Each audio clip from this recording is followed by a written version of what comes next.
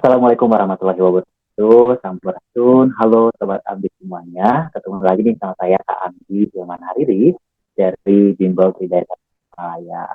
Dan hari ini atau pada kesempatan kali ini saya mau ngasih bahasan soal atau ngebahas soal ke teman-teman semua, khususnya ke Sobat Abdi Tridaya.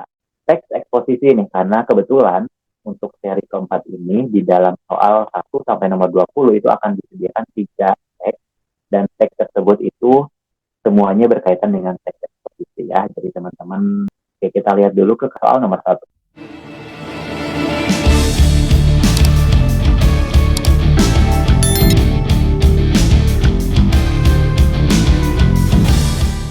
Untuk soal nomor 1 ini berkaitan dengan pernyataan berikut ini tidak sesuai dengan isi bacaan adalah. Nah, berarti kalau misalnya tipe soalnya seperti ini, Sobat Ambi semuanya pasti harus mencocokkan jawaban dengan teks yang ada di soal nomor 1. Nah, kita lihat nih, di sini ada 5 opsi, berarti kelima opsi itu satu-satu. Opsi A, B, C, D, dan E itu dicocokkan. Kira-kira mana sih yang tidak sesuai dengan isi bacaan? Nah, untuk tips dan triknya, ketika teman-teman semua bertemu dengan tipe soal seperti ini, berarti langkah yang pertama teman-teman lakukan adalah mengetahui isu yang diangkat ataupun pokok pikiran gagasan utama dari tiap paragraf ya. Karena kan ini berkaitan dengan pernyataan. Otomatis pernyataan kita nggak tahu ya ada di paragraf 1, 2. Nah, kita lihat di paragraf pertama. Kalau dilihat dari isinya ataupun konteksnya, paragraf pertama itu lebih ke pengenalan umum tentang brand itu ya. Kenapa? Karena di sini jelas tidak sedikit orang menjadi penasaran dengan brand yang satu ini. Melansir berbagai sumber, itu ice cream dan adalah brand yang berfokus tersediakan es krim dan minuman dan berbagai minuman teh bla bla bla. Nah, udah bisa dikatakan kalau di paragraf tersebut adalah hal yang diangkatnya itu berkaitan dengan pengenalan dari brand itu sendiri. Karena dijelasin itu berdiri sejak 1997 dalam sebagainya. Kita lihat ke paragraf kedua. Nah, paragraf 2 ini lebih lagi apa? Karena di sini lebih dijelaskan ini itu adalah salah satu brand F&B yang fokus pada ini yang fokus pada olahan varian rasa dari es krim dan olahan teh yang lezat. Nah, berarti es krim dan teh ya yang diolah di dalam brand itu ini.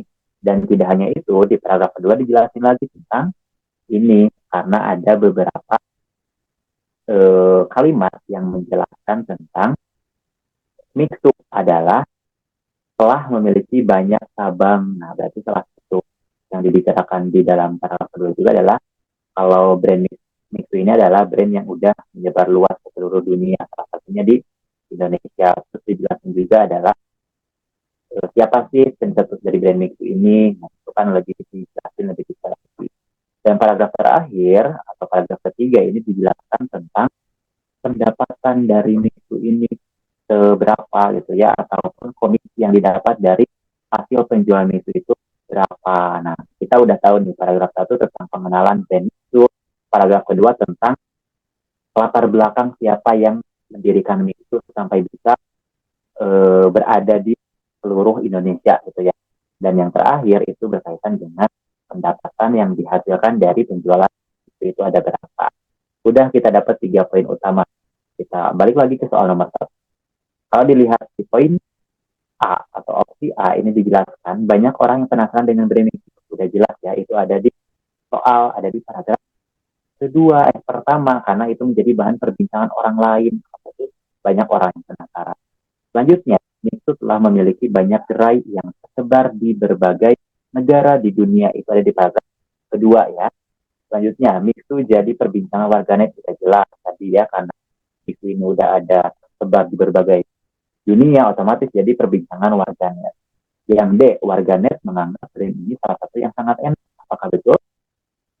Nah, jadi soal nomor 1 itu jawabannya adalah yang D. Kenapa? Karena itu rangkaian argumen yang tidak disertai dengan fakta. Apa nih yang apa yang menjelaskan bahwa warganet ini menganggap brand ini adalah brand yang sangat enak. Nah, di sini ada kata sangat enak. Sangat enak ini berkaitan dengan opini. Artinya, belum tentu enak menurut kita, enak juga menurut orang lain ya.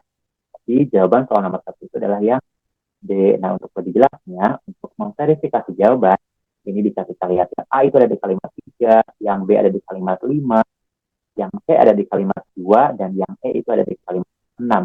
Jadi, pernyataan yang tidak sesuai dengan isi bacaannya itu adalah yang D. Warganet menganggap brand ini salah satu yang sangat enak karena ini maksudnya dalam opini yang tidak ada faktanya. Gitu ya. Oke, kita lanjut ke soal nomor 2. Apabila pernyataan berikut ditambahkan ke dalam teks bacaan, maka akan melemahkan argumen. Di sini ada pernyataan. Mixu menyediakan berbagai macam olahan kopi dalam bentuk es krim dan minuman. Nah, kalau misalnya tadi Sobat Andi, kita udah tahu bahwa itu yang dibicarakan adalah brand itu yang berfokus pada pengolahan es krim dan olahan teh. Nah, kita lihat di sini ada pernyataan di soal nomor 2 adalah berbagai macam olahan kopi. Sudah jelas itu akan bertolak belakang dengan yang dibicarakan di dalam. Lalu kira-kira ada di kalimat berapakah pernyataan yang bisa melemahkan argumen di soal nomor 2? Setelah ditelaah itu ada di kalimat nomor 6 dan nomor 4. Kenapa? Kita lihat di kalimat nomor 6. Selain menyediakan berbagai varian rasa dan es krim dan olahan teh yang lezat, itu udah jelas ya. Karena di soal nomor 2 pernyataannya adalah olahan kopi, itu udah lemah, sudah bertolak belakang. Selanjutnya kalimat 4, melansir berbagai sumber, Mixu es krim dan teh adalah brand yang fokus tersediakan es krim dan berbagai minuman teh. Sama ya seperti kalimat sebelumnya.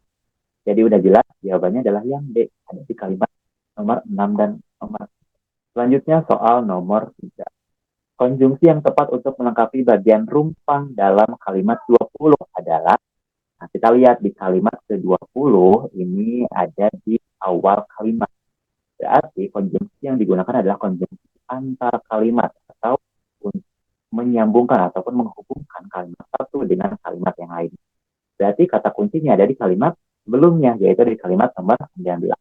Kita lihat pada tahun 2018 itu pun menyebarkan usahanya sampai ke luar negeri, salah satunya Vietnam. Tapi nomor 20 diisi dengan namun di negaranya sendiri produk itu lebih dikenal dengan nama Mixu Bingchen dalam kurung SBM.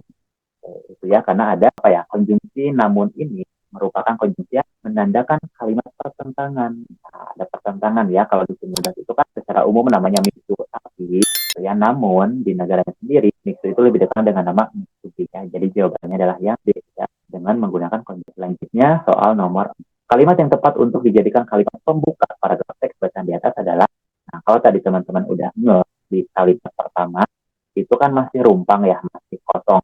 Nah di sini saya kasih kata kunci di kalimat selanjutnya itu dari kalimat kedua. Berarti kata kuncinya udah jelas ada di kalimat 2. Nah, kalimat 2 ini dijelaskan tentang apa?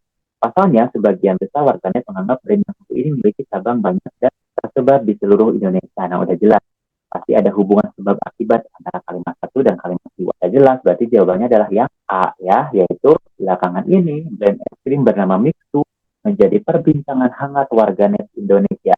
Pasalnya, nah itu dijelaskan kenapa sih Mixu ini menjadi bahan perbincangan, karena di kalimat 2 baru dijelaskan, yaitu menganggap brand yang satu ini memiliki cabang banyak dan tersebar di seluruh Indonesia. Jadi jawabannya adalah yang A. Iya, betul ya. Yang A. Selanjutnya kita lihat ke soal nomor 5. Inti dari kalimat 5 adalah, nah kita jelas balik lagi nih teman-teman ke seri sebelumnya, berkaitan dengan inti kalimat. Nah biasanya inti dari sebuah kalimat itu adalah mewakili subjek dan predikat. Nah jadi kalimat bisa dikatakan mempunyai makna jika mempunyai subjek dan predikat. Kita lihat di kalimat nomor 5, manakah subjeknya? Subjeknya adalah predikatnya telah memiliki. Berarti inti dari kalimatnya adalah itu telah memiliki apa? Berarti telah memiliki banyak. Jadi jawabannya adalah yang B ya. Karena untuk menentukan inti kalimat itu teman-teman tinggal fokus aja ke subjek, predikat, dan juga objek. Subjek itu kan pelakunya, apa yang dilakukan gitu ya.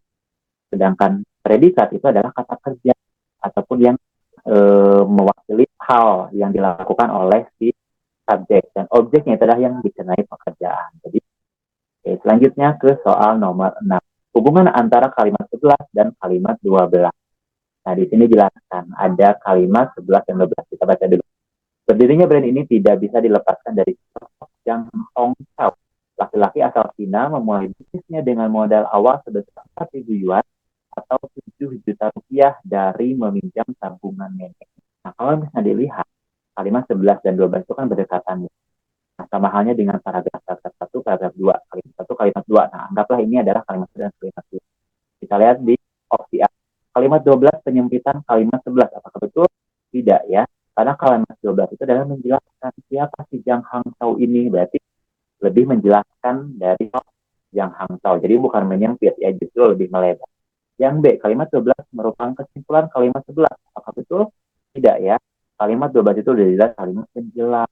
Berarti jawabannya adalah yang C. Kalimat 12 merupakan penjelasan lebih lanjut dari kalimat 11. Apa yang dijelaskan lebih lanjutnya itu di sosok Jang Hong Tao ini. Kalimat 11 kan cuma dikatakan bahwa brand ini tuh tidak bisa dilepaskan dari sosok Jang Hang Tao. Nah, dijelaskan lagi di kalimat nomor 12 bahwa di Jang Hang Tao ini adalah laki-laki asal Cina yang memulai bisnisnya dengan modal bla bla bla. Jadi jawabannya adalah yang selanjutnya kita lihat ke soal nomor 7. Nah, untuk soal nomor 7 ini kita akan melihat kalimat yang ditulis tidak sesuai dengan kaidahnya terdapat dalam kalimat 3, 4, 5, 6, 7. Kita lihat satu di kalimat nomor 3. Kalimat nomor 3, tidak sedikit orang menjadi penasaran dengan brand yang satu ini. Apakah ada yang salah? Tidak ya. Subjeknya ada, penggunaan hurufnya juga betul, tanda bacanya juga betul. Terus tidak ada kalimat yang berlebihan ya. Selanjutnya nomor 4, melansir berbagai sumber, Miko Ekstrim dan Si adalah brand yang berfokus tersediakan. Nah, ini ada kata tersediakan. Kenapa ini dikatakan sebagai kalimat yang tidak sesuai? Karena ada kata tersediakan. Seharusnya kata tersediakan ini diganti menggunakan kata menyediakan. Kenapa? Karena itu lebih sesuai dengan konteks kalimat ya. Jadi jawabannya adalah yang B, kalimat nomor 4. Kita lihat ke soal nomor 8. Penggunaan huruf kapital yang tidak tepat ditunjukkan dalam kalimat. Nah, ini kita lihat kalimat berapakah yang penggunaan huruf kapitalnya itu tidak tepat. Kita lihat di kalimat 1. Presiden Republik Indonesia Joko Widodo pamer Indonesia menjadi salah satu negara G20 yang tak mengalami gelombang pandemi COVID-19. Nah, di sini ada pandemi COVID-19. Harusnya pandemi ini cukup menggunakan huruf biasa, tidak perlu menggunakan huruf kapital ya. Jadi nomor 1 itu sudah jelas, harus diperbaiki, kata pandemi harusnya tidak perlu kapital. Selanjutnya kalimat nomor 2. Pernyataan Jokowi muncul saat ia mengumumkan kebijakan baru terkait pemberlakuan pembatasan kegiatan masyarakat PPKM dalam konferensi pers di Istana Merdeka. Nah, ini Istana Merdeka itu kan salah satu keterangan tempat letak geografis. Berarti harus menggunakan huruf kapital. Sehingga sudah dipastikan nomor 8 itu jawabannya adalah yang A, yaitu di kalimat 1 dan kalimat nomor 2. Selanjutnya kalimat nomor 9. Penggunaan tanda baca yang tidak ditunjukkan dalam kalimat. Kita lihat kalimat nomor 10. Kalimat nomor 10. Oke, kalimat nomor 10. Meski mencabut PPKM, Jokowi tetap mengimbau masyarakat memakai masker di keramaian.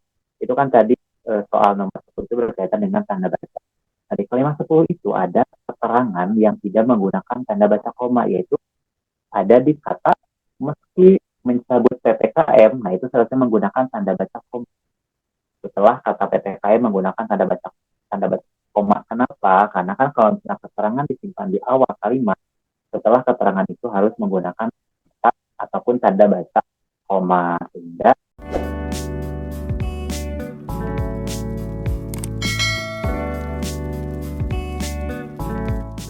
maaf, nomor 9 ya. Tadi nomor 9 berarti jawabannya adalah yang A, 10 dan 13. Nomor 13 itu yang mana?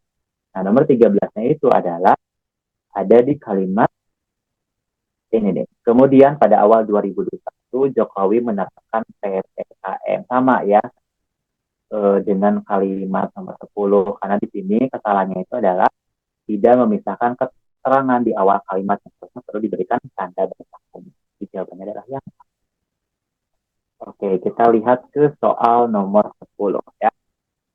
Untuk soal nomor 10 kita lihat kalimat tidak efektif dalam kalimat bukan dalam kalimat. Oke, di dalam teks mungkin ya, ini ada kalimat nomor 13 sampai nomor 17. Kita lihat satu-satu ya. Kalimat nomor 13. Kemudian pada awal 2021 Jokowi menerapkan PPKM. Apakah itu sesuai? Sudah ya, nomor 13. Jawabannya itu adalah yang nomor 14. Seiring berjalannya waktu, pemerintah melonggarkan pembatasan hingga pada hari ini kebijakan tersebut dicabut. Nah, itu udah jelas ya, penggunaan tanda baca koma sesuai karena itu adalah keterangan di awal kalimat, jadi harus menggunakan tanda baca koma. Nomor 5, pengumuman itu muncul saat negara anggota G20 lain di tengah mengalami lonjakan kasus COVID-19. Nah, di sini ada tanda baca koma double ya. Lain, koma, Cina, koma, apakah itu bisa digunakan? Tentu saja bisa. Karena koma yang pertama itu untuk menjelaskan keterangan, sedangkan koma yang kedua itu untuk menjelaskan subjeknya yaitu Cina. Jadi nomor 15 itu sesuai ya. Berarti jawabannya adalah yang D. Kenapa yang D? Kita lihat ke nomor 16. Menurut catatan rapat yang bocor ke media selama 20 hari pertama di Desember yang setidaknya, nah itu ada kata yang seharusnya tidak perlu digunakan. Jadi selangah saja yang di sana. Jadi cukup pertama di Desember setidaknya 250 juta penduduk yang diduga terinfeksi virus corona. Ya, jadi jawabannya adalah yang. Selanjutnya nomor yang harus diperbaiki dari kalimat 9. Kita lihat kalimat 9. Orang nomor 1 di Indonesia itu juga mengatakan tingkat kekebalan masyarakat Indonesia terhadap COVID-19 tinggi, didasarkan survei serologi Kementerian Kesehatan Republik. Nah, apa yang di salah dalam kalimat nomor 9? Kita lihat nomor 9 ya. Kita lihat yang A, perlu menambahkan subjek. Apakah perlu? Tidak perlu, karena udah ada subjek yaitu orang nomor 1 di Indonesia. Perlu menghapus kata yang boros. Apakah ada kata yang boros? Tidak ada kata yang boros. Selanjutnya, perlu memperbaiki tanda baca. Apakah ada tanda baca yang salah? Tidak perlu ya. Tanda titik di sini udah jelas posisinya sebagai akhir dari kalimat, dan tanda koma di sini sebagai tidak di dalam kalimat atau di intra kalimat. Menggunakan imbuhan yang tidak tepat? Ya, jawabannya adalah yang D. Kenapa coba? Karena di kalimat nomor 9 ini ada imbuhan yang tidak tepat.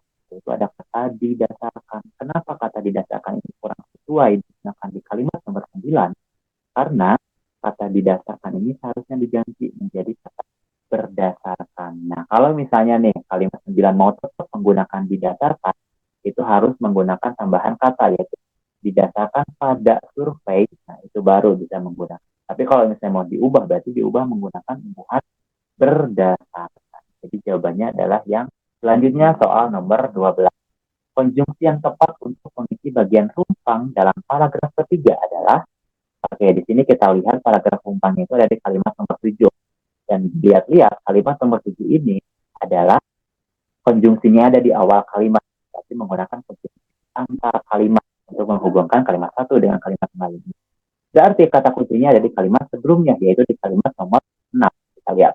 Kasus harian COVID-19 di Indonesia pada 29 Desember hanya 684. Titik-titik, tingkat kematian 2,39%, keterisian tempat tidur BOR. Kira-kira jawaban yang tepatnya itu adalah yang C, yaitu menggunakan kata sementara itu. Kenapa? Karena kata sementara itu adalah konjungsi yang memiliki kedudukan ataupun posisi sebagai ada hal lain yang dijelaskan di kalimat tersebut. Artinya, kalau kalimat 6 kan tadi dijelaskan tentang kasus hariannya. Sementara itu, nah ada tingkat kematian yang lebih dijelaskan lagi di kalimat. Jadi jawabannya adalah yang. Oke, selanjutnya kalimat nomor 13 ya. Oke, apakah sudah muncul? Kita tunggu dulu kalimat nomor 13. Pertanyaan berikut ini jawabannya dapat ditemukan dalam bacaan. Ya, muncul duluan tadi jawaban. Nah, kalau tipe soal ini sama ya, tadi mirip dengan soal nomor 1. Kalau teman-teman masih ingat ya. Berarti kita cocokkan jawaban A, B, C, D, E ini dengan soal di dalam nomor 13. Nah, dan setelah diverifikasi, dicocokkan, jawabannya itu adalah yang E, yaitu negara apa saja yang tidak lagi mengalami lonjakan COVID-19 karena itu tidak dijelaskan di dalam tersebut. Ya, jadi jawabannya adalah E. Oke, selanjutnya kita lihat soal nomor 14. Soal nomor 14, kalimat yang dapat dihapus tanpa merusak bacaan. Nah, berarti ini tuh salah satu kalimat yang memiliki teks tumbang kalimat sumbang. Apa itu kalimat sumbang? Yaitu dia. Kalimat sumbang adalah kalimat yang meskipun keberadaannya itu ditiadakan, tidak akan merubah gagasan pokok ataupun itu yang dibicarakan di dalam teks tersebut.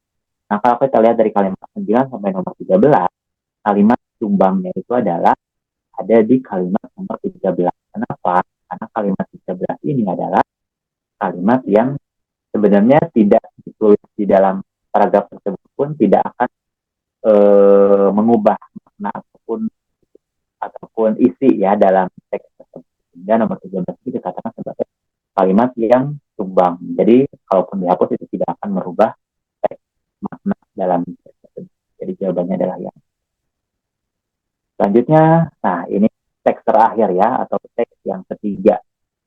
Oke, kita lihat teks yang ketiga masih sama, ada 3 paragraf, terdiri dari 17 kalimat, dan ada satu kalimat rumpang, yaitu dari kalimat nomor, kita lihat kira-kira soalnya. Soal nomor 15, konjungsi yang tepat untuk melengkapi kalimat nomor 4. Oke, kita lihat kalimat nomor 4, sama seperti soal-soal sebelumnya. Kalimat nomor 4, konjungsinya itu ada di awal kalimat, berarti harus menggunakan konjungsi antar kalimat untuk menghubungkan kalimat 3 dengan kalimat 4. Kita lihat Ronaldo kini berlaga di kompetisi di bawah naungan AFC, sama halnya dengan klub-klub Liga 1. Titik-titik, ada peluang bagi klub Liga 1 untuk menjajal kemampuan Ronaldo di laga. Nah, untuk menghubungannya itu menggunakan konjungsi. Dengan demikian, ada peluang bagi klub Liga 1 untuk menjajal kemampuan Ronaldo di laga. Karena kata dengan demikian itu adalah salah satu konjungsi antar kalimat dan bisa menghubungkan kalimat 3 dengan kalimat 4. Jawabannya adalah yang A. Kita lihat ke kalimat soal nomor 6. Kata bercetak tebal yang salah dalam bacaan ditunjukkan pada kalimat. Kita lihat kembali lagi ke soal sebelumnya. Ada 1, 2, 3, 4, 5. Oke, berarti kita cari manakah yang salah. Oke, kita lihat di sini ada kata menjajal. Apakah kata menjajal itu salah? Kata menjajal. Nah, kata menjajal ini kan kata dasarnya adalah jajal. Berarti itu udah betul ya, katanya menggunakan kata menjajal. Selanjutnya, namun nomor 2, ada kata merasakan. Kata dasarnya rasa, dari menggunakan imbuhan makan, jadi merasakan sudah sesuai. Selanjutnya ada kata di bawah, itu apakah dipisah? Betul, dipisah karena itu menggunakan keterangan tempat ya, ataupun posisi di bawah, di atas, di samping, di sana, di sini, itu pasti di laga. Nah, apakah jawabannya di laga? Ya, jawabannya adalah di laga. Kenapa? Karena di laga ini seharusnya penggunaannya itu adalah dipisah. Kenapa itu dipisah? Karena kata di laga ini adalah berfungsi sebagai kata depan, sehingga penulisannya harus. Jadi jawabannya adalah yang D ya. Itu soal nomor 17. Hal yang dapat diperbaiki dari kalimat 15. Nah, kita lihat kalimat 15-nya itu adalah Ronaldo dikontrak hingga 2025 dan menyebut menerima gaji Rp 3,2 triliun per tahun. Ronaldo dikontrak hingga 2025 dan menyebut menerima. Hal yang harus diperbaiki dari kalimat 15. Yang pertama, yang A, perlu menambahkan subjek. Apakah perlu? Tidak perlu. Kenapa? Ronaldo di sini sudah mewakili sebagai jadi sudah tidak perlu ditambahkan. Yang B, perlu menghapus kata yang boros. Apakah ada kata yang boros? Sejauh ini di kalimat nomor 15 itu tidak ada kata yang berlebihan ataupun kata yang boros. Jadi tidak perlu diperbaiki ya. Nomor C, perlu memperbaiki tanda baca. Kita lihat di sini ada penggunaan tanda baca koma di nominal angka. Kenapa itu betul? Betul ya, karena kata tanda baca koma ini adalah sebagai kata numerial ya, bersifat nominal dan ada dinyatakan sebagai nilai nominal uang dalam rupiah menggunakan tanda baca koma. Dan di sini ada kata tanda titik itu udah betul karena di akhir kalimat itu menggunakan tanda titik. Selanjutnya yang D, menggunakan imbuhan yang tidak tepat. Apakah ada? Kita lihat di kontrak. Ini kan kata dasarnya kontrak, ditambah imbuhan di kontrak, itu udah jelas penggunaannya disatukan, tidak perlu dipisah karena tidak menggunakan tidak berfungsi sebagai kata depan. Selanjutnya menyebut, dari kata dasar sebut. Kenapa jadi menyebut? Karena itu lulu. Ingat ya, formasi KTP. Kalau misalnya ada kalimat ataupun kata imbuhan me, dengan dibarengi kata dengan awalan kata itu akan luluh ya. Jadi mesebut bukan mesebut tapi menyebut. Sama halnya dengan saku menyatau, apalagi tulis menulis bukan mentulis dan lain sebagainya ya. Berarti nomor 17 adalah jawabannya yang tidak perlu diperbaiki karena tidak ada yang salah, kalimatnya efektif, tanda bacanya betul, tidak ada pemborosan kata dan lain sebagainya. Kita lihat ke soal nomor 18. Argumen berikut ini jika ditambahkan dalam bacaan, maka posisi paling tepat berada di bagian Ronaldo bakal kembali mengenakan nomor punggung 7 di klub. Kita lihat jawabannya adalah yang C. Oke, di kalimat nomor 17 ya. Berarti jawabannya adalah sebelum kalimat 17. Kita lihat kalimat sebelumnya. Menambahkan informasi dalam suatu paragraf, hal yang harus diperhatikan adalah kesesuaian antara kalimat sebelumnya dan kalimat sesudahnya, sehingga kalimat yang ditambahkan dalam teks memiliki kesinambungan. Jadi bisa dikatakan kalimat yang Ronaldo bakal kembali mengenakan nomor punggung 7 di klub tersebut itu sudah sesuai digunakan di kalimat sebelum kalimat 17. Jadi jawabannya adalah yang kita lihat kalimat 17 itu apa? Ini kalimat 17. Kepindahan Ronaldo ke Arab Saudi ini merupakan kejutan besar di transfer tengah musim. Ya, jadi jawabannya adalah 19. Oke, dua nomor terakhir. Inti dari kalimat nomor 9. Kalimatnya apa? Kita lihat dulu. Oke, kalimat 9. Setelah tiba di playoff Liga Champions Asia, klub Indonesia harus bisa melalui tiga langkah untuk benar-benar tiba di fase grup. Inti dari kalimat, balik lagi. Tadi sebelumnya kita sudah membahas tentang inti dari kalimat. Inti dari kalimat itu adalah predikat dan juga tambahan objek. Ya. Kita lihat subjeknya apa? Subjeknya adalah klub Indonesia. Predikatnya harus bisa melalui apa? Melalui tiga langkah. Berarti jawabannya adalah yang C. Klub Indonesia harus bisa melalui tiga langkah. Jawabannya adalah yang oke. Soal 20 atau soal terakhir. Kita lihat penggunaan imbuhan tidak tepat ditunjukkan dalam kalimat. Oke, kita lihat kalimat berapakah yang menggunakan imbuhan yang tidak tepat. Ada di kalimat nomor 8. Apa itu? Yaitu penggunaan kata beribuhan dilalui. Oke, kita lihat kalimat nomor 8. Wakil Indonesia sendiri saat ini masih harus dilalui jalur playoff. Kita lihat kalimat nomor 8 itu kalimat aktif atau kalimat pasif, kalimat langsung atau kalimat tidak langsung. Nah, kita lihat di kalimat nomor 8 itu adalah kalimat langsung karena subjeknya itu langsung mengatakan subjeknya itu langsung berada di awal. Wakil Indonesia sendiri itu kan subjeknya. Berarti harusnya menggunakan imbuhan melalui bukan dilalui. Jadi jawabannya udah jelas adalah yang dari kalimat. Oke, kita berada di penghujung pembahasan ya teman-teman. Kita sama-sama berdoa semoga teman-teman sobat Amtridaya dimanapun berada bisa masuk PTN impian dengan jurusan dan prodi yang teman-teman impian. Oke, sekian dari saya. Terima kasih. Wassalamualaikum warahmatullahi wabarakatuh.